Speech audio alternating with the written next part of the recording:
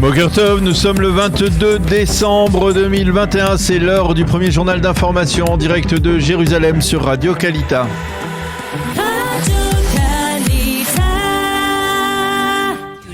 Le journal en direct de nos studios de Jérusalem.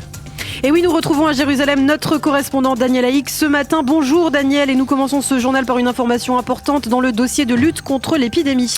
En effet, le comité d'experts sanitaires qui conseille le cabinet restreint israélien recommande de vacciner les plus de 60 ans en Israël ainsi que les équipes médicales avec une 4e dose ou, si vous préférez, un second booster. Cette recommandation est valable pour ceux qui ont reçu le 3e vaccin il y a de cela plus de 4 mois. Le Premier ministre Naftali Bennett a annoncé qu'il avait demandé à la santé publique de se préparer sans délai à l'administration de ce 4e vaccin afin, je le cite, que nous soyons là encore des précurseurs comme nous l'avons été pour le 3e vaccin. Nous ferons tout pour vaincre et tout le monde nous emboîtera le pas, a déclaré Naftali Bennett hier soir. Autre recommandation des experts sanitaires israéliens, réduire de 2 mois le délai entre le second et le 3e vaccin. Il a décidé de ne pas imposer pour l'instant en tout cas de restrictions dans les grands rassemblements en plein air ou en espace fermé, mais à partir de lundi, le pass vert et le pass violet seront imposés dans l'ensemble du secteur commercial en Israël. De même, il a été décidé que dans les localités rouges et oranges et dans les classes où il y a moins de 70% de vaccinés, eh bien les élèves de ces classes de 6e à la terminale devront étudier en Zoom. On recense actuellement 340 personnes en Israël contaminées par l'Omicron et selon les estimations, dans les 2 prochaines semaines, l'Omicron devrait devenir le variant le plus important en Israël. À noter que depuis minuit, 10 nouveaux pays ont rejoint la liste des pays rouges, parmi eux les États-Unis, l'Espagne, l'Italie, l'Allemagne, le Portugal, le Canada, la Turquie et la Suisse.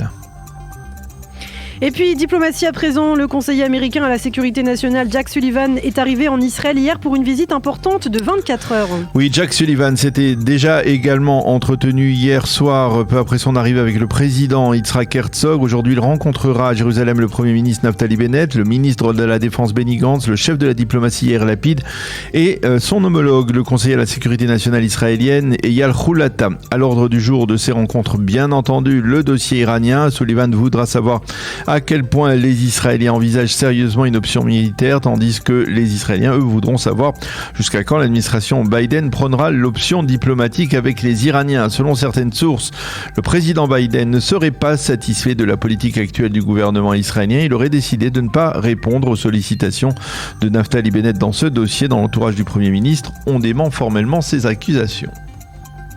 Et justement, à propos des pourparlers de Vienne, les Américains durcissent le ton. Oui, hier, le préposé au dossier du nucléaire iranien Robert Malley a affirmé qu'il ne restait plus que quelques semaines pour sauver l'accord de Vienne. Malley a mis en garde face à une crise véritable en cas d'échec des pourparlers qui, pour l'instant, il faut le rappeler, sont suspendus.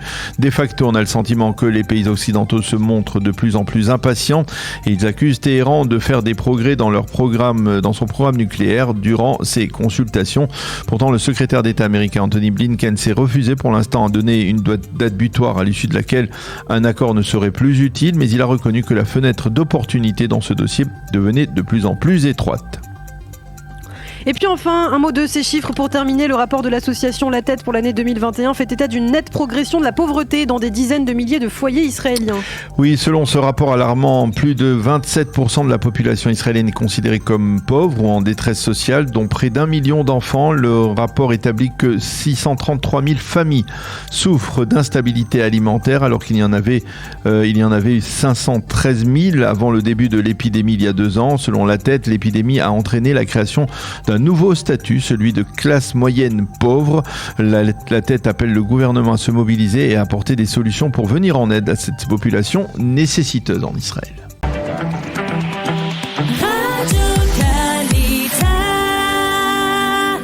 Une page météo pour compléter ce premier journal d'information. La fameuse tempête Carmel est derrière nous, mais la pluie reste parmi nous. Les précipitations resteront plus espacées qu'au cours des 2 derniers jours, mais le temps demeurera très froid. Les températures prévues aujourd'hui, 11 degrés à Jérusalem, 15 à Tel Aviv et 21 degrés à Eilat.